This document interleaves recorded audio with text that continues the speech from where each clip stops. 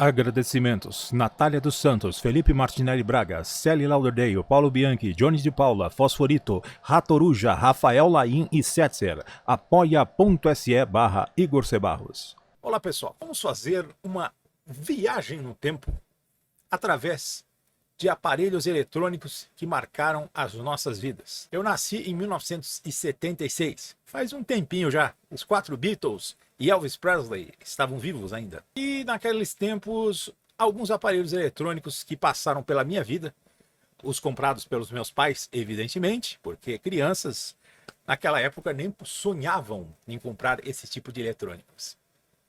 Aliás, até hoje eu não me conformo. No final dos anos 80, eu conheci uma família que os 2 filhos adolescentes tinham televisor e som melhor do que o televisor e som que estava na sala. Evidentemente, tratava-se de uma família bastante problemática. Mas quem me dera se o meu pai tivesse dado tamanho privilégio para um desgraçado que nem eu. Lembre-se que eu sou de outra geração. Não era porque eu era filho deles que eles davam tudo para mim. Muito pelo contrário. Vamos para os equipamentos eletrônicos que marcaram a minha vida. Na verdade, começando com alguns que não são meus, não são nossos, não são da nossa família. O rádio de cabeceira de um dos meus tios era esse, o cultuado atualmente Philco Transglobe. Tem um canal aqui no YouTube chamado Museu da Eletrônica, que é de onde saiu essa imagem.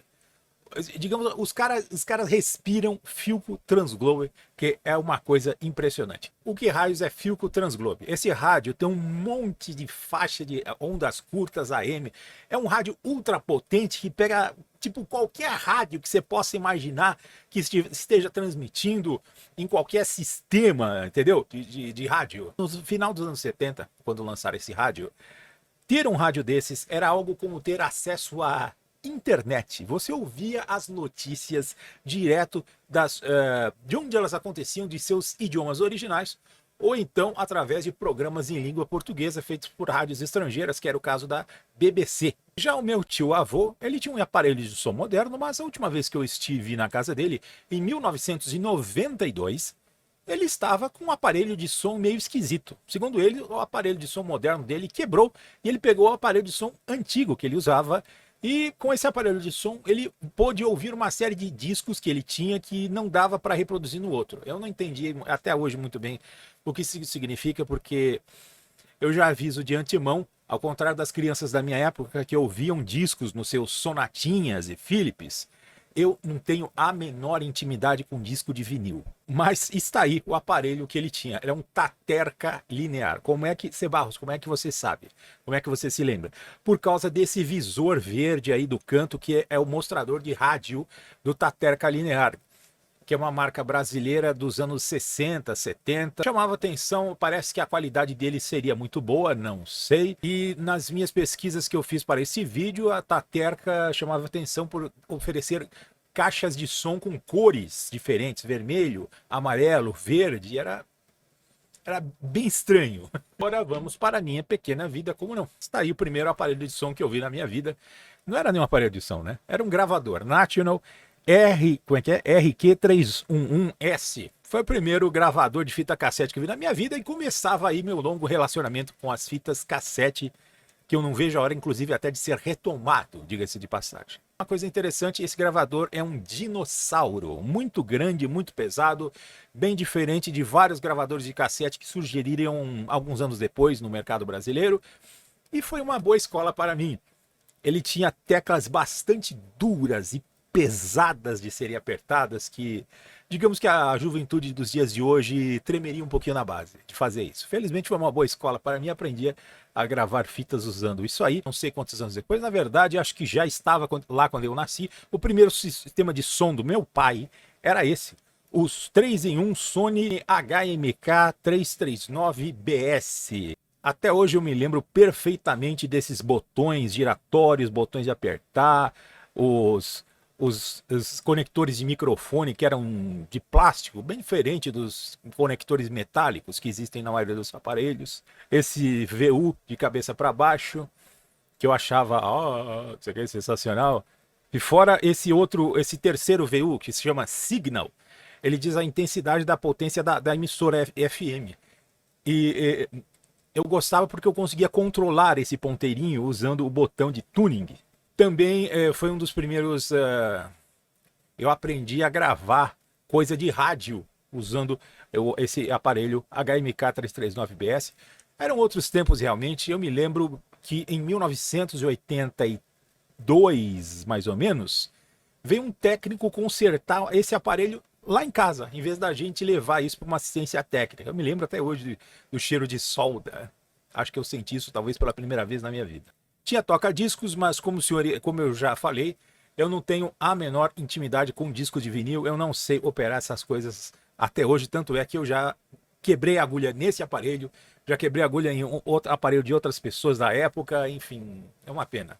A minha geração que ouvia disco do Balão Mágico, eu não sabia o que era isso.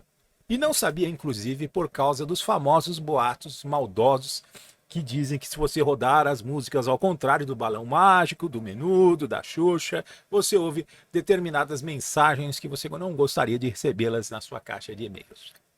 Bom, o tempo se passou, mudamos de apartamento e o meu pai comprou aparelhos de som mais antigos. No caso, uma dupla curiosa da Gradiente. Gradiente STR 1050. Meu pai fez uma dupla um pouquinho ímpar da Gradiente. O STR 1050, que é de meados dos anos 70, aparentemente, e o S95, que é de 1979. Nem parece com o visual todo sóbrio desses. E uma coisa que eu me arrependo profundamente é ter desmontado esse aparelho. Ele estava funcionando perfeitamente. Não tinha a menor necessidade de eu desmontar esse negócio. Eu acho que eu me divertiria muito mais com um tape deck desse funcionando do que com ele desmontado aos cacarecos. O STR 1050, quem diria também, foi um dos primeiros aparelhos de som do nosso querido Web Vintage, no qual eu vi esse aparelho e eu lembrei qual era o código dele. Os anos se passaram mais uma vez e o meu pai comprou uma série de aparelhos de som mais antigos ainda. Era um tape deck horizontal de uma marca holandesa que eu não me lembro qual que era, e um amplificador com 2 pré-amps valvulados. Esquentava que era uma coisa. Mas curiosamente, e foi interessante porque eu descobri, ouvindo, qual é a pequena diferença, a sutil diferença que existe entre o chamado som valvulado e o som transistorizado de todos os outros aparelhos. O meu pai descolou, depois do fim do S95, um outro tape deck, que é o Roadstar RS 5800. Esse foi facílimo de achar, porque a Roadstar deve ter fabricado só 3 modelos de tape decks. A Roadstar é muito mais conhecida por fazer tape de carro, e eu posso dizer, de boca cheia, esse é um legítimo Roadstar. Os tapes de carro da Roadstar são conhecidos por vazar muito rádio quando você está ouvindo fita, e era exatamente isso que acontecia quando eu gravava as minhas fitas cassete nesse aparelho da Roadstar, que no fim das contas acabou passando para mim depois de alguns anos. Curiosamente, esse aparelho é de 1978, muito embora ele já tenha o chamado comandos elétricos. Esses botõezinhos, eles são... você aperta e você fecha um circuito. Não é um botão que sobe o cabeçote, entendeu? Umas molinhas, assim como era dos outros aparelhos. E cheio dos botões também, contrariando uma antiga sina da nossa família, só de comprar modelos básicos de tudo, né? Não, esse aí tinha todos os botões aí, Dolby NR, tudo mais, escambau. Esse terceiro botão desse tape deck é considerado raro, esse Output. Esse foi o primeiro televisor que eu vi na minha vida e, aliás, sinceridade, o meu pai foi extremamente porreta nesse aspecto de sua vida. Nos anos 70, muita gente penando com televisores valvulados da Colorado em preto e branco, e em meados dos anos 70, meu pai já tinha um televisor em cores, que era esse aí, CTP3701 da Sanyo. Sanyo ligeiramente criticada pelo design de seus produtos, que o pessoal acha de gosto duvidoso, até comparado com de outros fabricantes. Mas é interessante, eu me lembro perfeitamente desse televisor, desse painel. É um televisor de 16 polegadas, esse painelzinho que tinha um botão de puxar, eu só não entendo qual que é a função desse botão matiz, porque esse parâmetro matiz não existe em PAL-M, isso é coisa de NTSC. Esse televisor, evidentemente, era PAL-M, porque era fabricado na Zona Franca de Manaus.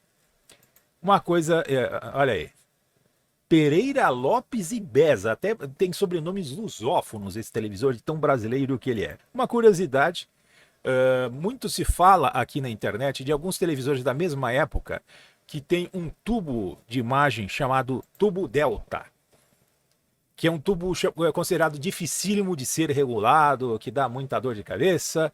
Curiosamente, eu nunca soube o que é isso. Esse televisor, além de tudo, além de ser em cores, em meados dos anos 70, ele já tinha tubo inline, que é uma outra tecnologia criada em 72 pela RCA, que os pixels na tela não são círculos, são retângulos, então a imagem é muito mais brilhante. Eu, sinceramente, eu nunca vi a imagem de um televisor de tubo delta para comparar. Mas isso permite, entre outras coisas, além da imagem ser mais brilhante, a tela ser mais achatadinha, tá vendo? É uma tela parecendo até mesmo a tela de preto e branco. Não precisa ser tão redonda assim para mostrar o negócio. O tubo delta tem mais de 80% de área escura na tela. E as imagens não são brilhantes como as do tubo inline, que é o tubo desse televisor aí. Eu gostaria muito de mostrar para vocês o televisor Mitsubishi que sucedeu esse televisor da Sanyo, só que temos um problema. Até agora eu não consegui encontrá-lo na internet. Esse televisor está largado em algum lugar desse apartamento que estava pronto para ser jogado fora. É um televisor de 20 polegadas, com caixa de madeira, estéreo, e tipo, se você procurar televisor Mitsubishi 1987, aparece um monte de coisa que não tem nada a ver com esse televisor. E esse é um dos grandes orgulhos da minha vida. Sony SLV-833HF-BR. Foi o primeiro videocassete que eu comprei com as minhas próprias economias. Economia, o escambau. Herança. Foi no ano que meu pai faleceu. E, bom, foi uma das primeiras coisas que eu comprei. A gente substituiu um videocassete que, aliás, era raríssimo, inclusive, da National. Mostra a imagem desse videocassete. Esse videocassete era aquele que a gente já tinha desde 1985. Um videocassete europeu, todo troncho lá, que não reproduzia NTSC, mas era transcodificado para PAL-M. Então, não tinha aquele inconveniente das imagens verdes aí, de tantas fitas que tem por aí. Mas eu nunca mais teria um videocassete tão bom quanto esse Sony SLV-833HF-BR. Eu estou aqui na frente de um videocassete Panasonic AG1970, profissional. Eu acho que o AG1970 não é tão bom quanto esse vídeo aí. Lamentavelmente ele durou apenas 3 anos. Eu fiz o favor de quebrá-lo, tentando salvar uma fita VHS em vez de abrir o aparelho convenientemente, como eu deveria ter feito. Uma pena. O aparelho, aliás, as primeiras gravações da televisão Saltcover foram nesse videocassete, usando também uma câmera, uma filmadora da Sony. Uma curiosidade, uma das nossas primeiras impressoras que a gente teve em casa, porque até então a gente só tinha computadores de 8 bits, no caso o Commodore e depois o Expert da Gradiente. E quando a gente migrou para PC em 1992, a compra do PC também vinha junto uma impressora. E essa impressora, eu não gostava muito dela porque ela parecia uma impressora alien. Epson Action Printer 2000 nunca aparecia em nenhuma lista de nenhum software que a gente usava na época. Mas ela era uma impressora surpreendente. Ela tinha a famosa qualidade carta, que ela imprimia de um jeito que você não via os pontinhos nas letras. Bastante interessante, pelo menos na época de DOS, né? Quando o Windows chegou, eu só colocava as fontes na tela do computador e imprimia a mesma coisa no papel, e um abraço. Uma curiosidade, uma das primeiras coisas que eu fiz o favor de quebrar nessa impressora foi esse botãozinho da lateral da impressora. Um botão de plástico frágil para burro, que ele tem que rodar um eixo todo cheio de engrenagens. Resultado, acaba sendo uma das primeiras peças que quebram nessa impressora. E não é à toa que eu achei várias imagens dessa impressora na internet com essa peça faltando. Obrigado, setor de engenharia da Epson, seus desgraçados. Interessante que nunca, mas nunca que esses aparelhos, essa seleção de aparelhos vai ser igual para outras pessoas ou não, eu não sei. Vamos saber depois que você comentar esse vídeo, evidentemente. É isso aí, a gente vai ficando por aqui. Voltamos em breve com vídeos muito melhores do que esse. E até o próximo vídeo, se Deus quiser.